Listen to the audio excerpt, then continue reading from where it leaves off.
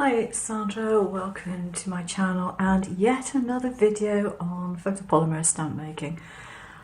As I did a video yesterday because I was sent a sample of some VX55 photopolymer gel from Polymer. The reason I got that is because I requested it because I've done so many videos on polymer stamp making and it's so popular, but people are always asking me, where do I get the gel? What gel do I use, etc, etc. And Polymer say that the VX55 gel is available pretty much worldwide.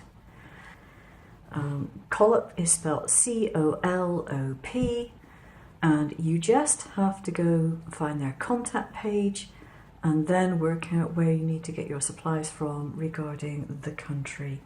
But today's video, I'm concentrating on this UV lamp. My normal UV lamp that I've had for several years is one of the old-fashioned bigger types.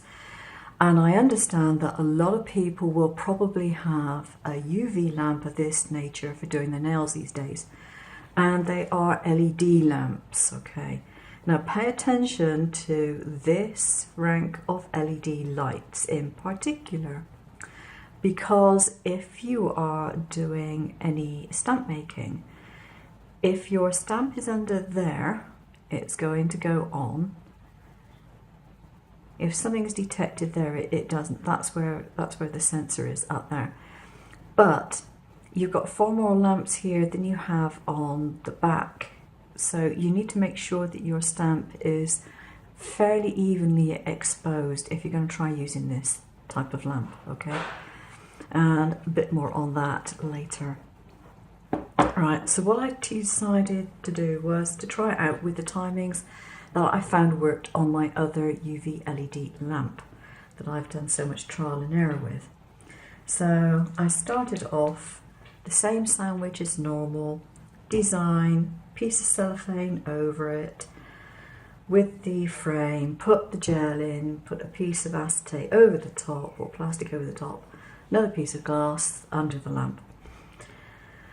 And on my other lamp I did 60 seconds plus 60 seconds, and that's more or less right. A little bit of variation, but more or less right. So I decided to do the same under this one, and I guessed it would probably overcook things, and it did, because this is the result. A solid piece of the gel. No design in there whatsoever. So I thought, okay, let's try half and half. So I then did 30 seconds on each side. As you can see, I have a little bit of my design, but not all of it. Now this could be partly due to the positioning underneath the lamp, but it was still overcooked. So on my third attempt, I decided to go for 10 seconds for the first cure and 30 seconds for the second cure. And voila, I have a perfectly formed stamp. I just need to pull it off of here. Oops, dripping. As you can tell, I've only just washed it out. Piece of tissue under here. And a perfect stamp that's got a really, really good relief on it. And that is exactly what I would like. So that was 10 seconds on the back, just a brief flash to the back, and then 30 seconds on the front. I'm just going to trim this one down. Now, much as I might like to say, oh well, you only need this lamp, if you were going to do a design which was bigger, you may well come into problems because the lights are not evenly spaced around the lamp. Okay, so you may end up with one half of your design cured and the other not.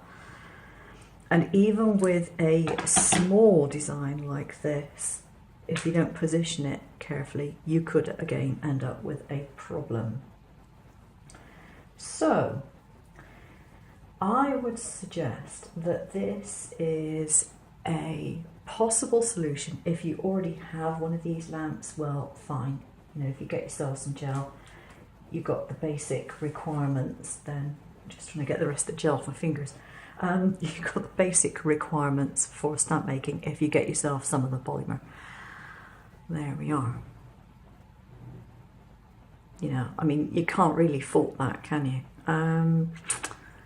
So it will work, but with those provisos. I mean, normally I can get a stamp up to 10 centimetres square. It's about the largest that I can do with my setup normally. I wouldn't be able to do a 10 centimetre square under here because, you know, most of the bulbs are on that end and not at the other end. So that end would be cured and that end probably wouldn't. So, yeah, just doing the little ones, you can get away with it. Just thought you might like to know that. The other thing that I did do, because this doesn't have a base in it, I just put a piece of dark paper underneath my glass tile, just so I knew that my glass surface under here wasn't altering matters at all. To test this lamp out still more, I decided to do a text stamp, and this is the design that I decided to do. And I did manage to get a stamp out of that design. Now, I have noticed that the backing is thinner on one side than the other, and again, this is a positioning problem with this particular lamp. But the actual design itself is fully cured, and that was 10 seconds on the back and 30 seconds on the front.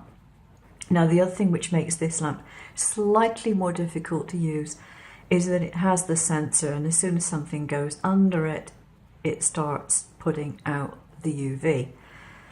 And of course, what you really need to do is be so very precise on the timing of this that you don't end up adding another couple of seconds to your cure time, because if you do that, you're going to overcure, as indeed I did on the previous one to this, even though I thought I had put it in for exactly the same time. It's just the fact that it had gone under and the thing had already started up. So this lamp wouldn't be my first choice for doing stamps. It's great for doing nails, believe me, it's fine for that, but it wouldn't be my first choice for doing stamps. But if you have one and you want to just try out the process without buying a different lamp, then there's no reason why you shouldn't be able to do that. Okay, that's it. Thanks for watching. Take care now. Bye-bye.